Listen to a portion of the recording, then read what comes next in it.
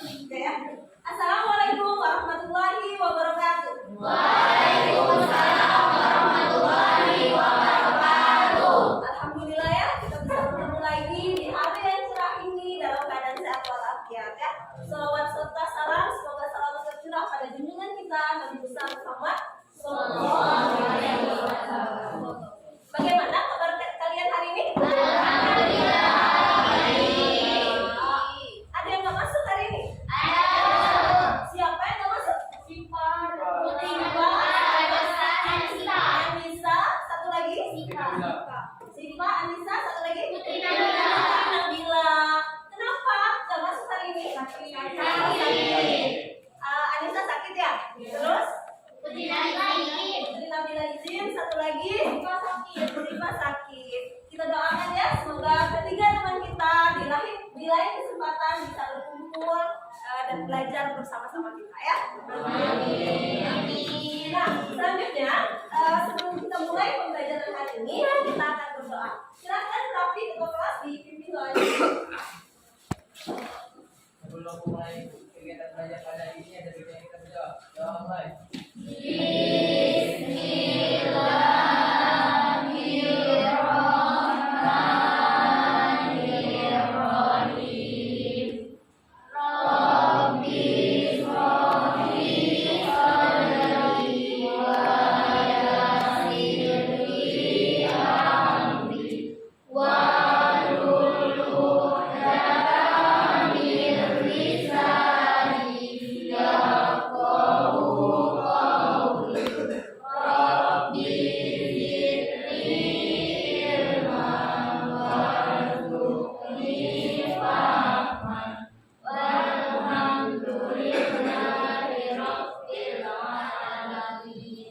Amin. Oke, selanjutnya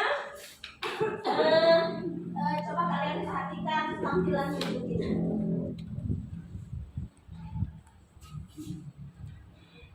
Oke, ada mungkin di antara kalian ada yang sudah pernah melihat salah satu tulisan di media sosial ya. Jadi ada katanya tuh kalau seandainya ada nasi kita ini kita tetesi sama beladin, warnanya terus berubah menjadi apa tuh namanya, kebiru-biruan gitu ya. Itu artinya kalau nasinya berubah jadi biru, katanya itu ada bahan pengawetnya. Kalau dia berwarna menjadi hitam, berarti berasnya itu ada pemutihnya. Terus kalau nggak ada berubah warna, ya, tetap putih, berarti dia aman. Menurut kamu postingan tersebut benar atau gimana? Salah. Kenapa salah?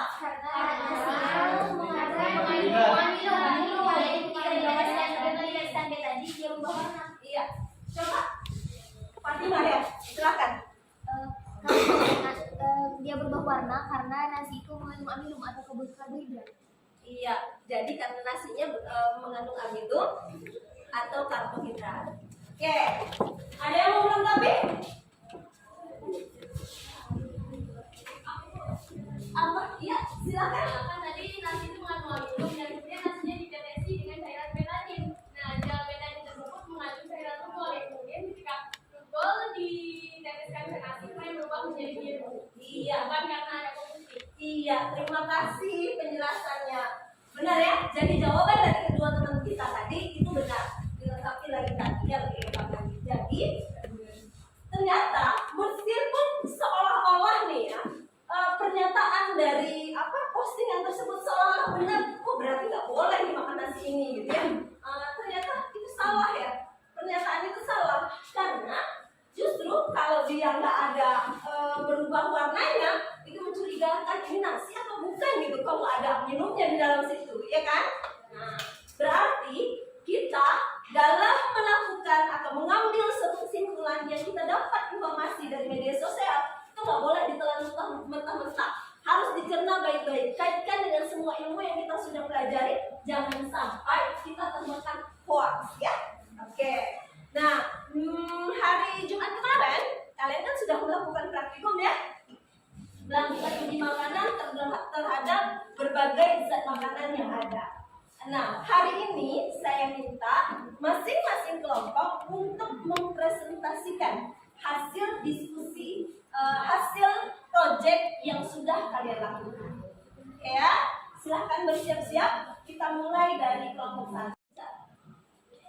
Baik, assalamualaikum warahmatullahi wabarakatuh. Waalaikumsalam warahmatullahi wabarakatuh. Perkenalkan, kami dari kelompok 1. Sebelum memulai presentasi, kami akan memperkenalkan diri kami masing-masing. Saya sendiri Linda Mustika, saya Fauzia, saya Nida dan Bisa. Saya juga Priliansyah.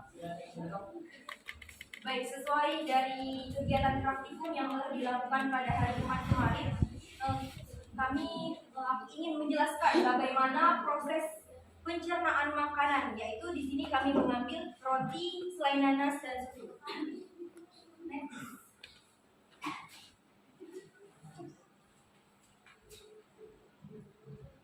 Oke, di sini sudah kami sajikan gambar organ-organ pencernaan pada manusia.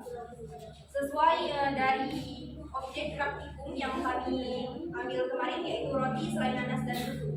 Pertama, roti. Roti ini akan dicerna melalui mulut. Nah, di dalam mulut terdapat enzim amilase pada kelenjar ludah yang mengubah karbohidrat atau amilum menjadi maltosa.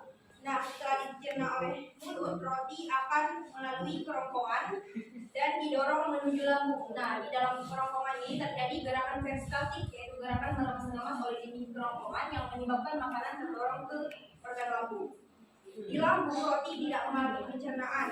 Nah, roti hanya mengalami gerakan peristaltik karena di dalam lambung tidak terdapat enzim-enzim yang berfungsi untuk mencerna karbohidrat.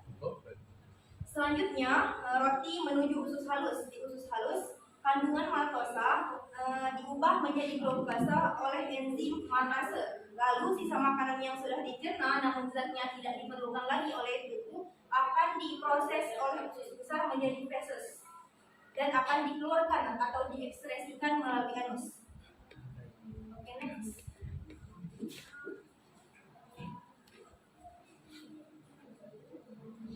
Selanjutnya, susu. Susu yang diminum melalui mulut akan dicerna di dalam lambung. Mengapa demikian? Hal ini karena hanya di dalam lambung terdapat enzim yang berfungsi untuk mencerna protein yang ada pada susu, yaitu enzim renin. Enzim renin ini berfungsi untuk mengedapkan protein yang ada pada susu menjadi kasein. Lalu zat makanan yang sudah dicerna dan tidak terpakai, sisa-sisa zat yang tidak terpakai oleh tubuh akan dijadikan feses oleh usus besar dan diekspresikan atau dikeluarkan melalui anus. Selanjutnya, selai nanas. Selai nanas pada roti ini mengandung gula sehingga gula akan dicerna melalui mulut dengan menjadi maltosa atau gula sederhana, dan pada usus halus menggunakan enzim maltase yang mengubah maltosa menjadi glukosa. Selanjutnya, sama zat yang tidak tercerna, ini sisa-sisa zat yang tidak diperlukan oleh tubuh itu akan diekspresikan atau dikeluarkan melalui anus dalam bentuk feses. Mungkin sekian presentasi dari kami. Mau ditampilkan dulu videonya? Baru ini ya, baru bertanya ya sama kelompok ini.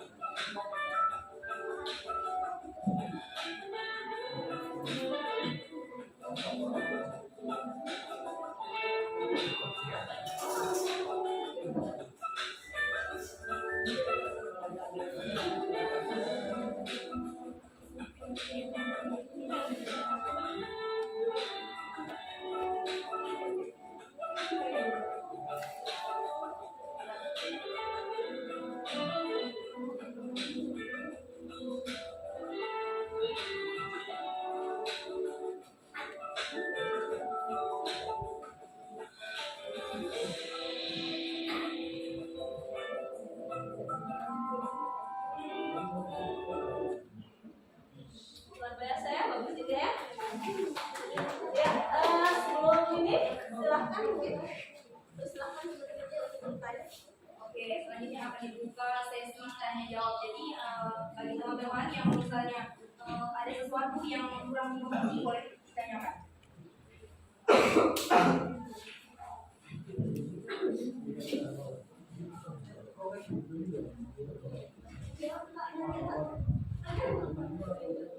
Ya, silakan. Maaf sebelumnya izin bertanya, apa yang dapat kalian simpulkan dari praktikum yang kalian telah lakukan?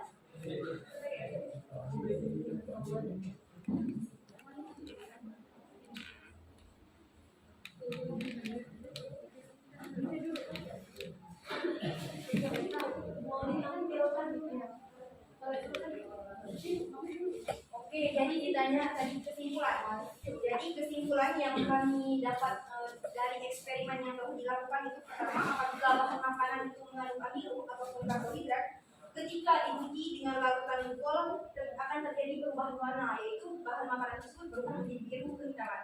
Dan selanjutnya apabila bahan makanan tersebut mengandung glukosa atau gula, maka ketika diuji dengan larutan benedik, bahan makanan tersebut akan terjadi perubahan warna, yaitu kuning hingga merah bata. Selanjutnya, apabila makanan tersebut mengandung protein, maka ketika diuji dengan larutan diuret akan terjadi perubahan warna, yaitu menjadi kuning. Mungkin apakah jawabannya sudah jelas? Jelas. Terima kasih. Ya, Mungkin ada kelompok lain yang mau bertanya, silakan diajukan pertanyaannya.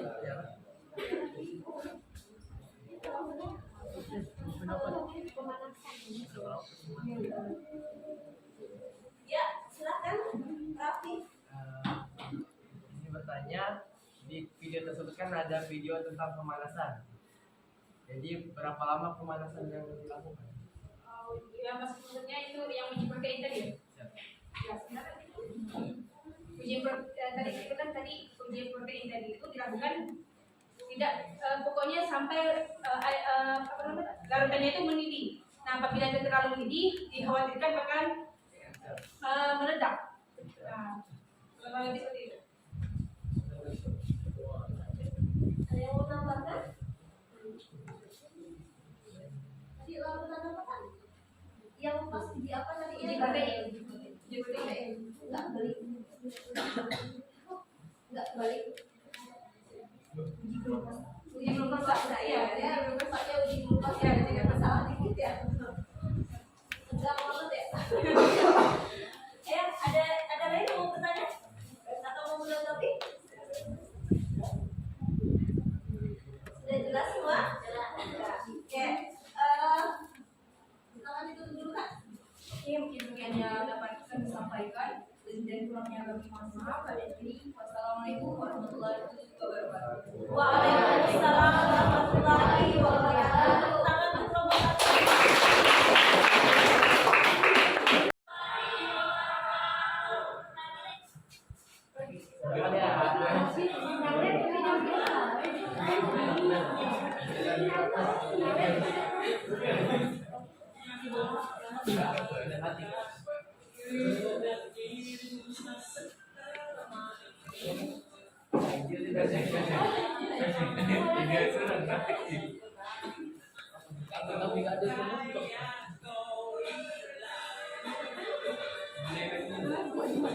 Tapi nggak ada penutup. Nggak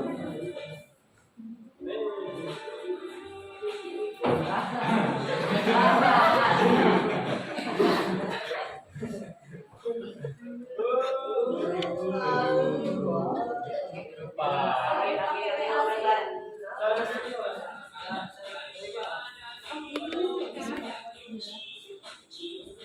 Oke.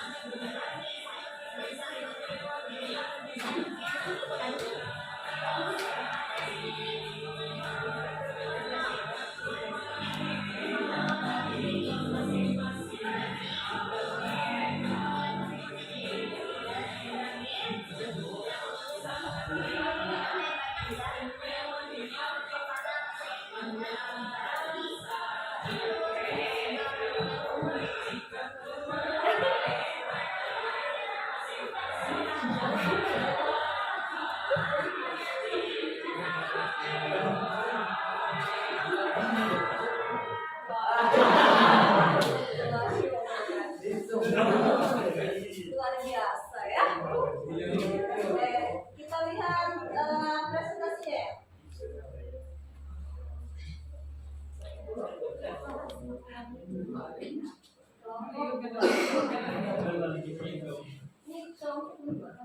ya.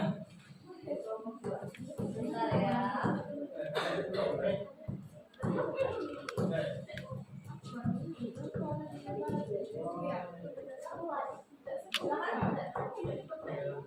Assalamualaikum warahmatullahi wabarakatuh. Waalaikumsalam warahmatullahi wabarakatuh. Baik, di sini kami ingin mempresentasikan hasil proyek yang kami uji kandungan gizi dari kelompok kami, yaitu pada nasi goreng pesel. Next.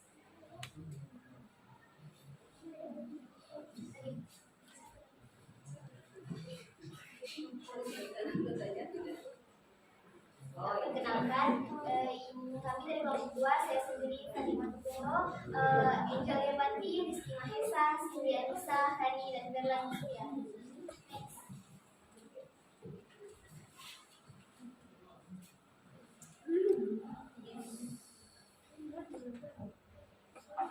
Selanjutnya adalah uji habilum pada bahan makanan yang terdapat pada nasi goreng. Bahan makanan yang pertama adalah nasi. Pada uji habilum, regen yang digunakan adalah lugol. Warna awal nasi adalah putih. setelah diteteskan dengan alkohol, warnanya berubah menjadi hitam, sehingga sudah jelas dikatakan bahwa nasi mengandung amilum. Selanjutnya adalah telur. Warna awalnya adalah putih kecoklatan, namun dia tidak berubah warna, sehingga telur tidak mengandung amilum. Selanjutnya adalah sayur.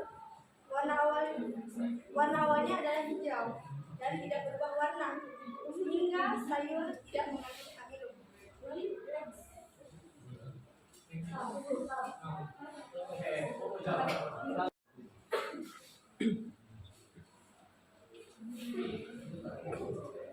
Selanjutnya di sini uji glukosa. Bahan makanannya nasi, warna awal nasi adalah putih. Setelah ditetes minyak, warna akhirnya adalah merah bata. Dan nasi mengandung glukosa. Terus putih telur, warna awalnya bening. Setelah ditetes minyak menjadi putih. Putih telur tidak mengandung glukosa. Selanjutnya kuning telur, di warna awalnya kuning. Setelah ditetes minyak, warna akhirnya menjadi hijauan. Kuning telur tidak mengandung glukosa. Lalu sayur, warna awalnya hijau. Setelah ditetes minyak, tidak berubah menjadi warna lain, maka sayur tidak mengandung glukosa.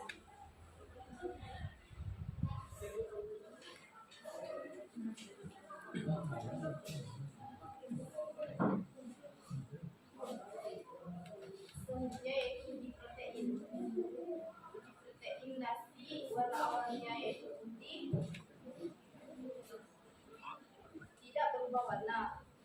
Selanjutnya yaitu sayur, warna awalnya yaitu hijau, berarti tidak mengandung protein. Jadi selanjutnya yaitu putih telur, warna awalnya bening dan warna akhirnya yaitu mengandung protein. Yang terakhir kuning telur, warna awalnya kuning dan warna akhirnya sedikit ungu, yaitu mengandung protein.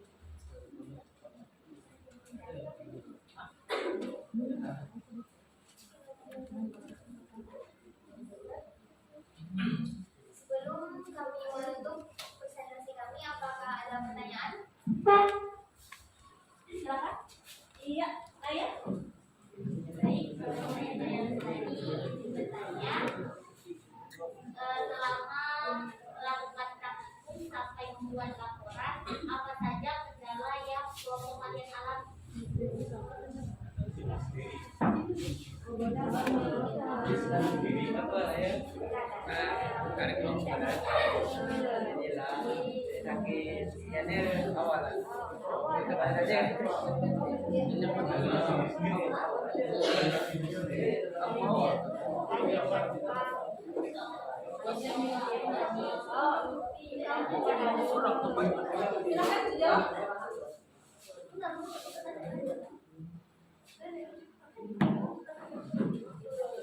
Izin menjawab, kelompok kami ini tidak mengalami kendala karena kelompok kami ini berjalan dengan lancar.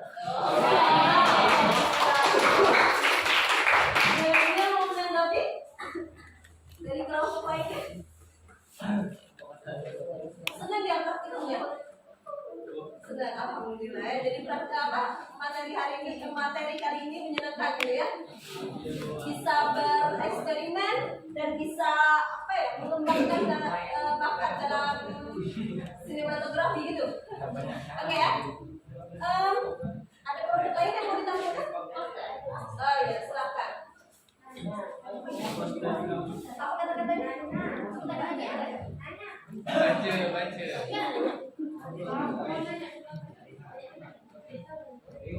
Sarapan memiliki beberapa arti untuk mengawal kita untuk sarapan yang bergizi.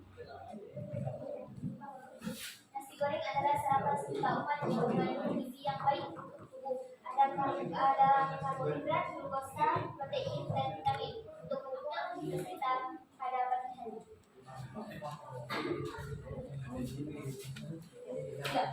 Baik, jika tidak ada pertanyaan lagi, kami akhiri. Wassalamualaikum warahmatullahi wabarakatuh. Waalaikumsalam.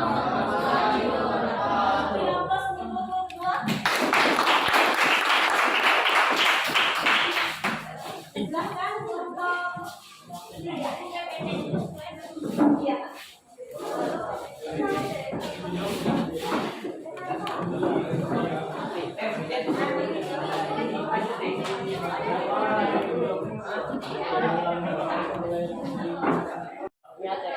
Amat lebar.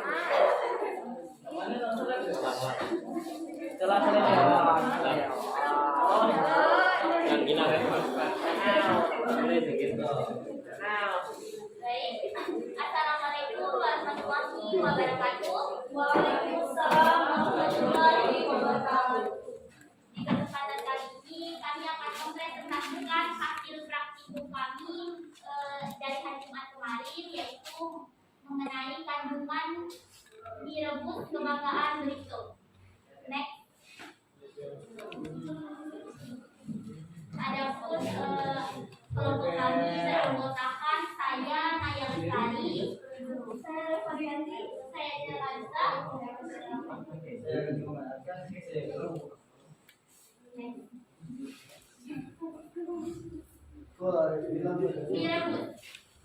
Mie rebus yaitu sajian mie dengan sirangan kuah kental bercita rasa gurih asal Pulau Belitung. Kelezatannya terletak pada penggunaan daging udang dan ebi dalam racikannya. Sajian hangat yang tepat kalau hujan turun.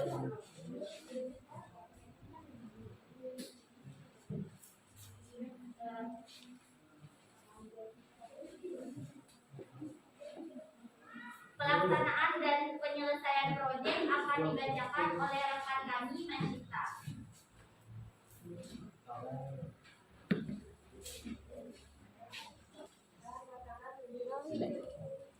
Kena itu.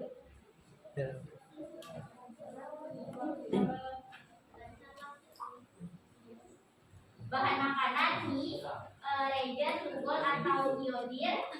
Awalnya mie berwarna kuning, di akhir setelah percobaan berwarna hitam yang artinya mie mengandung amilum atau karbohidrat. Kedua, tahu rejen menggunakan tunggul atau iodir. Awalnya tahu berwarna putih, kemudian berwarna kemerahan yang artinya tahu ini tidak mengandung amilum. Ketiga, udang yang awalnya berwarna oranye akhirnya berwarna sedikit kehitaman yang artinya terdapat sedikit amilum pada udang. Keempat, emping yang awalnya berwarna kuning akhirnya pun sama berwarna kuning yang artinya emping tidak mengandung amilum. Kelima, timun awalnya berwarna hijau dan kemudian tidak berubah warna tetap menjadi hijau yang artinya tidak mengandung amilum. Kentang awalnya berwarna kuning kemudian berubah menjadi warna hitam yang artinya kentang ini juga mengandung amilum atau karbohidrat. Kemudian hasil uji glukosa.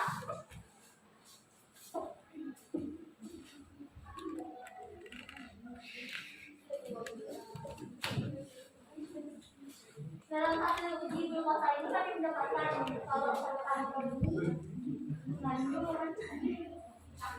mengandung sedikit glukosa, sedangkan timun mengandung sedikit glukosa.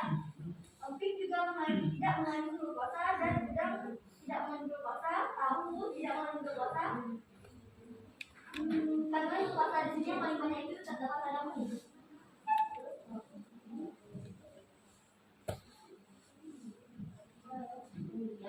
Kemudian hasil uji protein. Pada mie tidak mengandung protein, pada tahu mengandung sedikit protein, udang mengandung protein, emping sedikit protein, timun tidak mengandung protein, dan kentang tidak mengandung protein. Kemudian pada hasil uji lemak, mie berwarna kuning yang artinya tidak mengandung lemak. Mie yang awalnya berwarna kuning ketika diuji coba menggunakan kertas buram ternyata tidak berubah warna menjadi bening. Bahan kandungan pada mie rebus yang ternyata mengandung lemak yaitu hanya emping, karena ketika kami coba ternyata benar emping setelah kami gesekkan sedikit emping ke kertas buram, nah di kertas buram itu bekas emping itu berubah warna menjadi agak bening sehingga dapat dilihat bayangannya. Nah, bahan-bahan lain ternyata tidak mengandung lemak.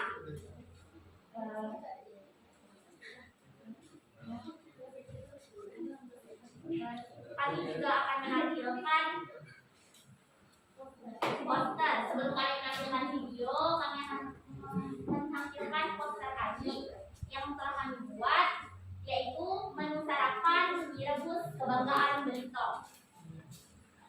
Ternyata mie rebus belitung cocok untuk dijadikan menu sarapan karena terdapat kandungan karbohidrat, protein, glukosa, lemak, serta vitamin. Menu mie rebus ini sangat cocok terutama untuk orang yang banyak melakukan aktivitas ekstra dikarenakan terdapat kalori yang tinggi di mie rebus itu. Namun sangat disayangkan mie rebus ini tidak disarankan untuk dijadikan menu sarapan setiap hari teman-temannya. Jadi mie rebus ini boleh dijadikan sarapan sesekali, misalkan seminggu sekali, dan tidak disarankan untuk setiap hari karena terdapat kalori yang tinggi. Kecuali teman-teman memiliki aktivitas yang tinggi, teman-teman sering beraktivitas, nah itu sangat cocok untuk melengkapi asupan gizi kalian setiap harinya. Nah, seperti itu teman-teman. Selanjutnya kami akan menampilkan video ketika kami praktik.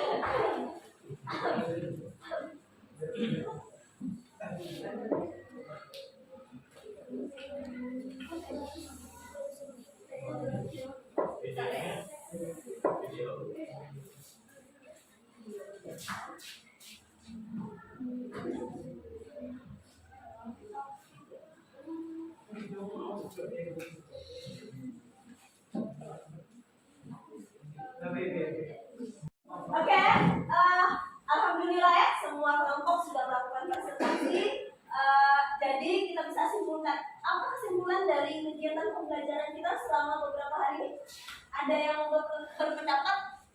Jadi uji kandungan makanannya harus pakai apa aja? Untuk melakukan uji kandungan makanan kita bisa pakai apa aja?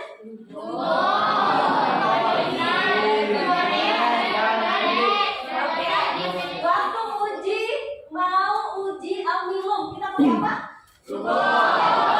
Kalau ditetesin lugol nanti dia warnanya jadi apa? Hitaman. Kalau pas kita mau uji glukosa kita mesti pakai apa ya? Kalau ditetesin benedik dia warnanya jadi apa? Kuning hingga merah bata. Iya, merah bata atau kuning ke arah merah bata gitu ya. Oke, berikutnya kalau kita mau uji protein kita pakai reagen apa? Berubah jadi warna apa kalau dia mengandung protein? Oke, itu kesimpulan yang pertama. Terus tadi ada salah satu kelompok yang menyampaikan bahwa semua zat makanan itu tak semuanya dicerna di setiap organ pencernaan. Kalau karbohidrat, makanan yang mengandung karbohidrat kayak roti, nasi, gitu ya, itu dicernanya di mana aja? Mulut dan halus. Kalau misalnya makanan yang mengandung protein, Lambung dan halus. lambung dan usus halus. Kalau dia mengandung lemak, Usus halus. Oke, sekarang yang terakhir, makanan juga nggak boleh katanya dikonsumsi secara berlebihan kan? Katanya tadi gitu ya di kelompok 3. Kalau makan makanan mengandung karbohidrat secara berlebihan bisa menyebabkan apa? Kalau seandainya kurang karbohidrat, ngantuk ya. Di sini nggak ada yang ngantuk kan? Kalau makanan yang mengandung protein, kalau kelebihan menyebabkan apa? Ya, alergi benar. Ada yang alergi ya, bisulan kayak gitu. Kalau kurang? Ya, atau biasa disebut juga dengan bisu buruk ya. Oke, itu tadi kalau kita kelebihan atau kekurangan suatu zat makanan. Nah, sebelum kita akhiri, saya mau tanya, bagaimana perasaan kalian setelah belajar sistem pencernaan makanan? Kenapa senang? Jadi punya pengalaman baru ya? Alhamdulillah ya. Nah, sebelum kita akhiri, ada pretest yang harus kamu kerjakan.